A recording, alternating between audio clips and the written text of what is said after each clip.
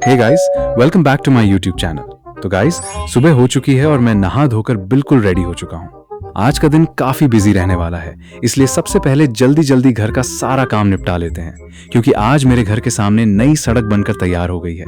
उसकी साफ सफाई भी करनी है, इसलिए देर करने का बिल्कुल भी टाइम नहीं है। चलो गाइस, सबसे पहले अपने ट्रैक्टर के पास चलते हैं, इसकी अच्छी तरह सफाई कर लेते हैं और साथ ही टायर भी चेक कर लेते हैं कि कहीं कोई पंचर या दूसरी परेशानी तो नहीं है। लेकिन तभी गाइस, ये कॉल किसका आ रहा है? एक बार देखना पड़ेगा। पता नहीं इतनी सुबह कौन फोन कर रहा है। ये तो रामू भाई का कॉल है।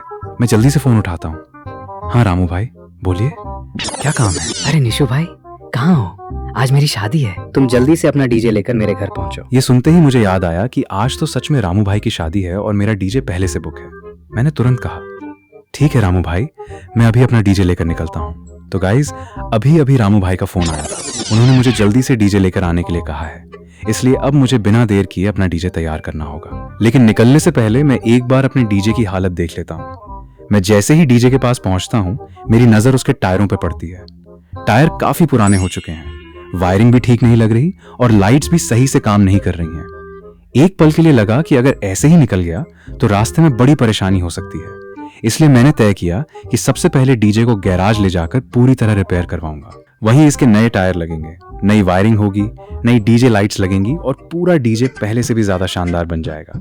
लेकिन घर से निकलने से पहले मैं अपने पापा जी को बता देता हूँ, पापा जी, मैं डीजे लेकर शादी में जा रहा हूँ। पापा जी बोले, ठीक है बेटा, ध्यान से जाना और जल्दी वापस आ जाना, घर पे भी काफी काम है। मैंने कहा, जी पापा जी, आप बिल्कुल चिंता मत कीजिए।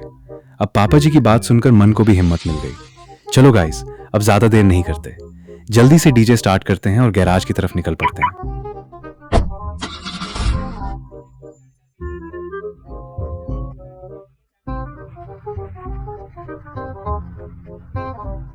रास्ते में मुझे याद आता है कि कल सड़क बन रही थी, इसलिए कुछ बड़े बड़े पत्थर रास्ते में पड़े हैं। उन्हें बाद में जेसीबी से हटाएंगे। फिलहाल सबसे जरूरी काम है डीजे को समय पर तैयार करना। अब हम डीजे लेकर निकल चुके हैं। मौसम भी काफी अच्छा है और मन में बस यही उम्मीद है कि सब कुछ समय पर हो जाए।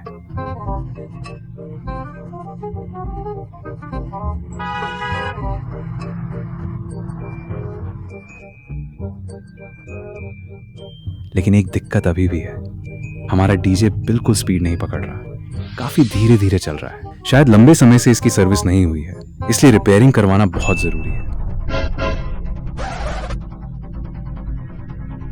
इसी बीच हमारे सामने रेलवे क्रॉसिंग आ जाती है। लगता है ट्रेन आने वाली है।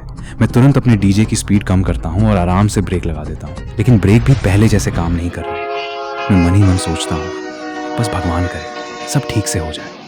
तभी सामने से एक लंबी और तेज रफ्तार ट्रेन गुजरने लगती है। हम आराम से उसका इंतजार करते हैं, क्योंकि जल्दबाजी में किया गया एक छोटा सा फैसला भी बड़ी परेशानी बन सकता है। ट्रेन निकलने के बाद अब हमें बहुत सावधानी से रेलवे ट्रैक पार करना होगा। आगे की कहानी पार्ट 2 में